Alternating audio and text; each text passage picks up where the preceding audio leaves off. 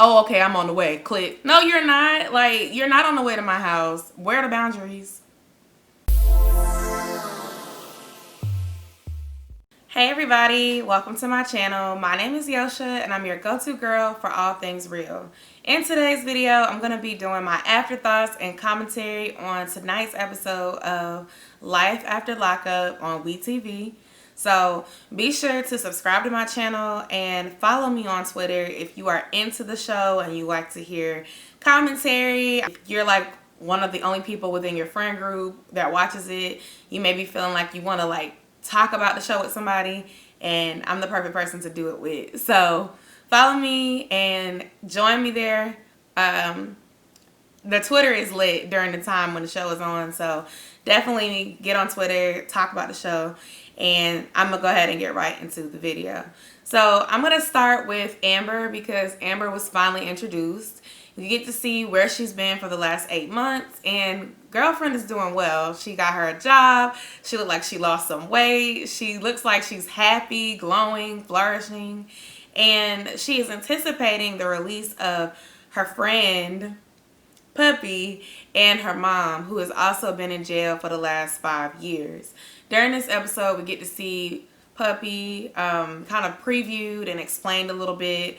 And also we meet Amber's mom, who basically was arrested with Amber for whatever they were doing that got them locked up. They were hustling, they were selling drugs, doing all kinds of stuff, and they both got sentenced to time together. And her mother actually had to do about an extra year in jail. And apparently her and her mom and Puppy had this plan to use Vince for his money because Vince is in the military and he has lots of money, and they wanted Amber to marry Vince so that he would be able to give her access to the money. Amber, of course, was not feeling Vince.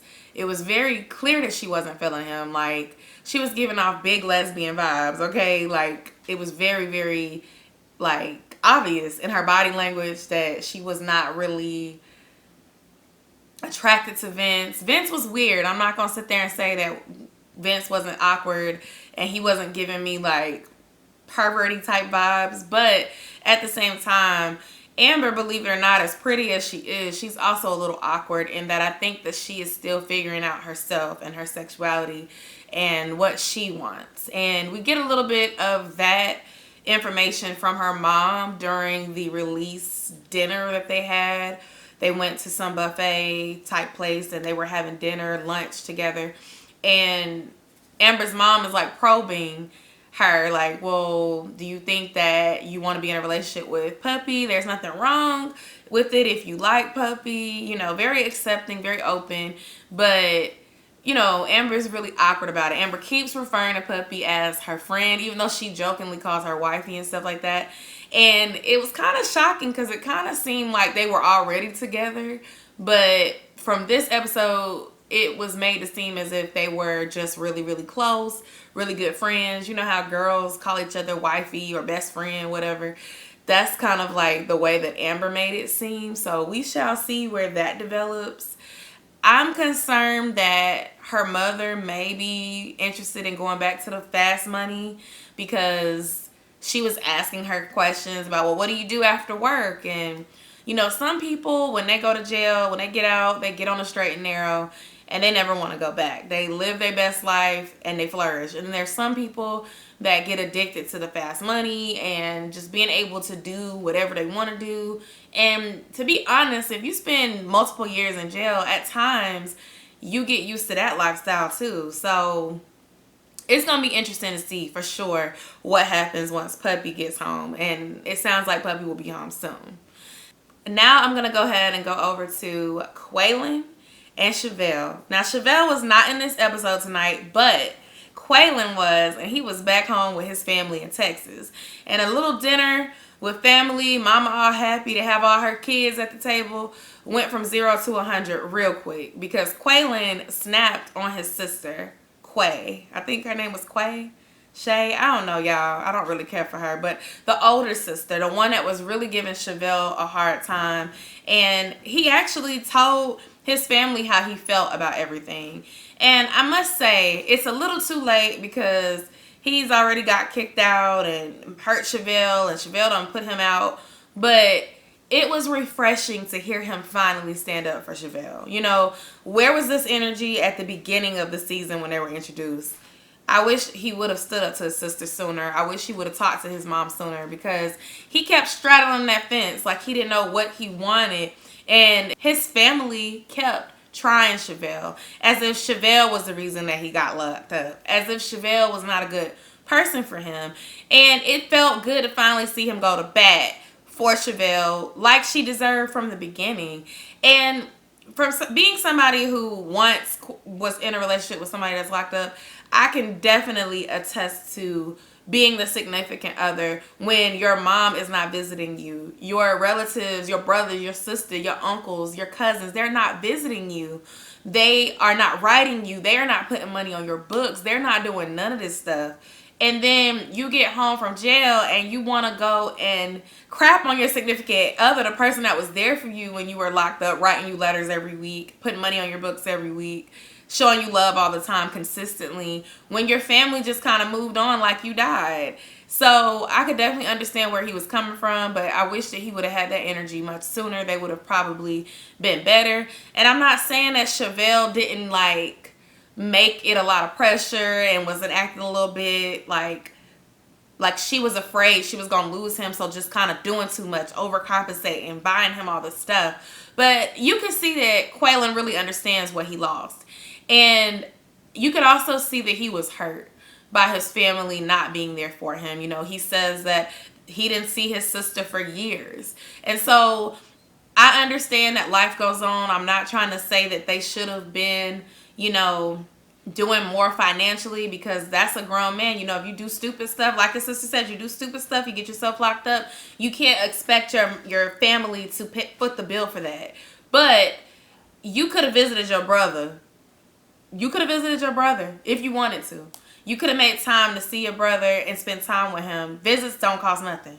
Visits do not cost nothing. So when he said that he didn't see his sister for like 4 or 5 years, I was like, oh, okay. For her to be so bold and so mean to his girlfriend, that really frustrated me, because it's like, I know that y'all have his best interest in heart, but I always say some family does not have your best interest in heart when it comes to your serious relationships. Some family is miserable and lonely, don't have a man of their own, and they just want you to be miserable with them. They don't want to see you move on. You know what I'm saying? And it seemed like the women in his life, his sister, his mom, they don't have their own relationship, and they love their brother, they love their son, but at the same time, they're also being selfish. And the way that they acted the last season when they were introduced was just all selfish vibes. It was not that you had just his best interest in heart, because I see that she was insecure in some ways, but she really loved this man. She showed up for him. She was financially contributing for him. And there was nothing that she was doing that was questionable. And then one thing that I would say is that he didn't really own up to the cheating thing. He said he was talking to some girl and his story sounded all cute, like, oh, I'm just confiding in this girl and we weren't doing nothing. But we saw Chevelle had evidence otherwise. So whatever he showed during his interview was not the same that Chevelle showed. But I am thinking that after seeing this, he definitely understands what he lost. And I'm pretty sure that somewhere along the way, they're going to end up smoothing things over. But, you know, at least he had the conversation. I don't know what Chevelle's doing. Kudos to Chevelle for at least ignoring him for a little while, giving him some time to think. I think if she would have just been answering his calls and come on back, that wouldn't have fixed anything. I think he needed that time in Texas so that he could really figure out what he wants to do.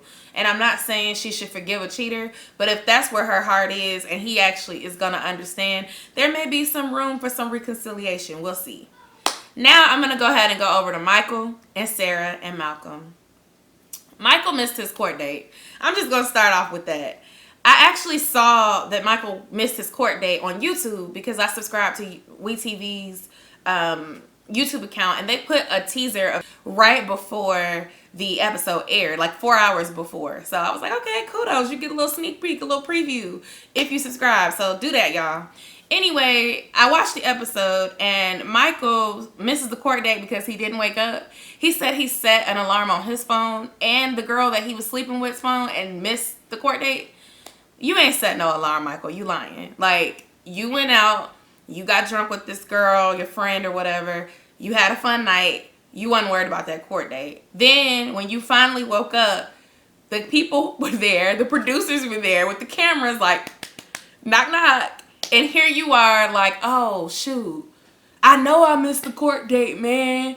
Oh, man, like, I'm really upset right now, man. Like, I don't even know. She could probably use that to her advantage. And then here goes Sarah Boo Boo just calling 15 minutes right before the court date trying to reach him. He ain't answering because he's asleep. And then poor Malcolm in the episode just trying to figure out what's going on. What are we doing here?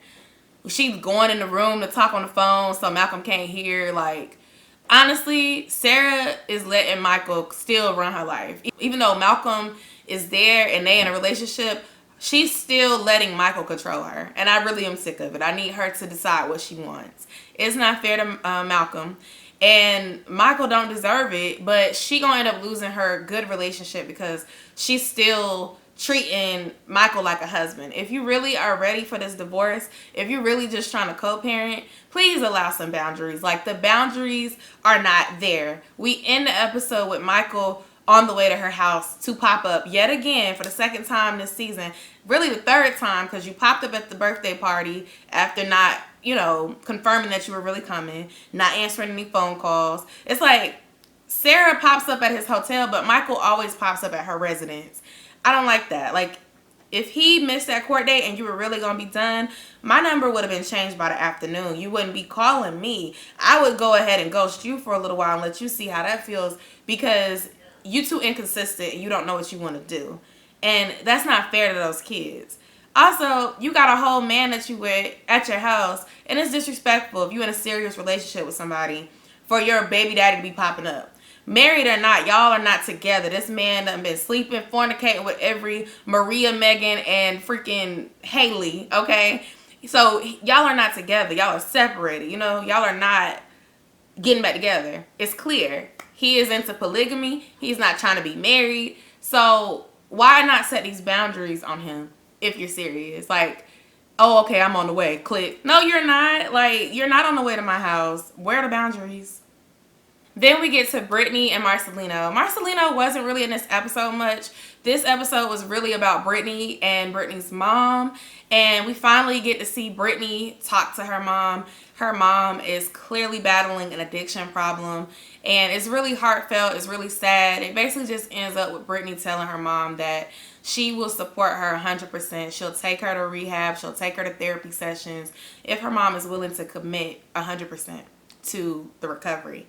You can see that her mom is crying out for help, but she's still denying. And that's very, very common in people who have a problem with addiction. When they're high, when they're dealing with their drug problems, they're not going to be themselves. And they're not going to be able to admit to their faults. And if you try to point the finger, that doesn't help. That just makes them feel triggered. That just makes them want to go back into what they were doing. So more to come on that, obviously, but I know that Brittany really, really wants her relationship with her mom. And I just hope that all the drama with her mom doesn't cause her to have like a relapse of her own. That's my biggest fear, because she's come so far. She has a great husband. She has a family. She's happy on the show. And I just would hate to see her get sucked back up into that. Then we finally have, I think I went over everybody except this last couple, which would be Shawn and Destinie. So Destinie disappeared with Shawn's car, Shawn's credit card, and she went to California. We thought she was pregnant 2 episodes ago. Last episode, we found out she wasn't pregnant. She just had inflamed intestines, whatever that means. She's at her sister's house, ignoring Shawn's calls. Shawn is calling the sister. So when the episode begins, I think Destinie's sister just got off the phone with Shawn, and she didn't tell him anything. She didn't say she knew where she was. She didn't say she knew anything about her sister being gone. She's just being a sister. Now, at the same time, she tries to tell her sister, hey, maybe you should just let him know you're safe. Like, he seems really worried about you. Destiny's like, I don't care. F him, basically. I'm going to do what I want to do. He just cares about his $50,000. And I just care about myself because I'm a selfish person. So we just kind of leave them there at that. Shawn is like losing his mind. He goes into the work where he works at the car lot. And he's talking to his friend Benjamin. Y'all, Benjamin was so funny that he wasn't even intentionally trying to be funny. But it's like, you know how some people, especially black people, like, we say stuff with our faces and our expressions and whatnot. Shawn is like, you know, I'm really starting to think that she's playing me like a trick. And he's like, yeah, you are. That made me laugh so hard because it's like everybody can see that it's a joke. Like the sister can see it, the mom can see it, his baby mama can see it, his friends can see it. Nobody is lying to him. This is not a case of people sugarcoating at all. Everybody's like, I don't know, man, this doesn't sound right. So Benjamin tells him, well, why don't you look on social media, see if you can find her since you haven't really been able to get in contact with her. Shawn goes on the confessional talking about he doesn't use social media and he didn't think to use social media because she said she didn't have social media. So you gonna believe that a convict that found you online doesn't use social media? Make that make sense, Shawn. Like, where's the brain capacity? I'm not seeing it. So fast forward, he starts looking on Facebook. He finds the sister. Then he finds Brittany's page. He finds a page. He finds Destiny's sister.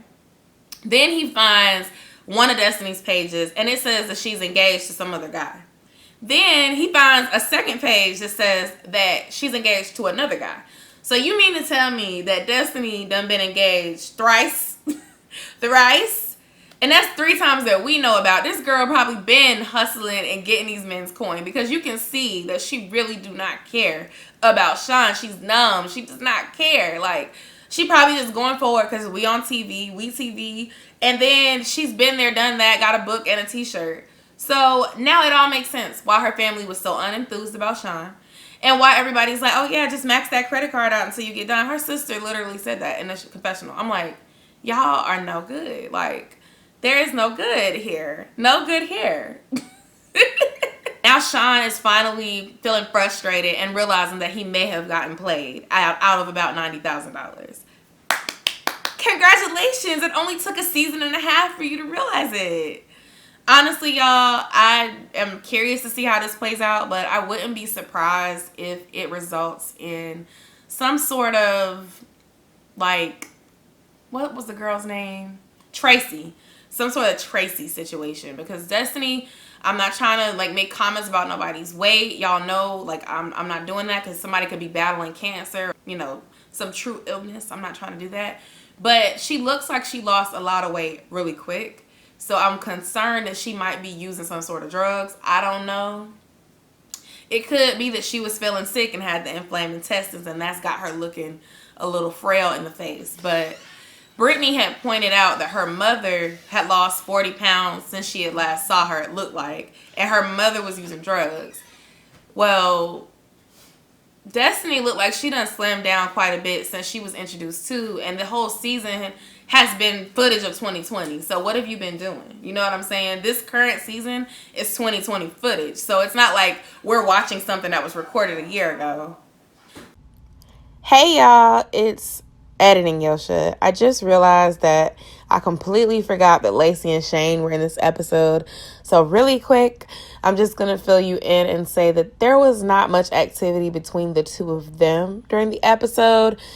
Lacey is progressing with her pregnancy. She took him to a little class where he could learn about the birthing experience. And then there is a scene where Shane is speaking with his friend, and his friend is asking him how everything has been going, and Shane is talking about how great it's been and just how happy he is and how he wants to be a great father. And basically, we find out that John has been released. They tease it. They show him getting out. He's like, I'm back. And his friend asks him, you know, where's John been? Is John tried to come back around? And Shane says he hasn't. Lacey's over him, which we know that Lacey's likes to have a cake and eat some too. And we are getting a tease that John will probably be back. So that's pretty much what happened there. But it was not, they were not on this episode a lot. So that's how I forgot, y'all. So that concludes my thoughts about this episode. Andrea and Lamara, they weren't really in this one. Also, what is their name? Scott and Lindsay, they were not in this one either. And honestly, they didn't need to be. I felt like the episode had a nice balance. It kept my attention. It definitely kept me flowing with the Twitter fingers. So be sure to follow me there on Twitter. I want to say thank you so much for watching this video. Let me know what your thoughts were about this episode or the season where we are currently. And I'll see y'all in my next video. Bye.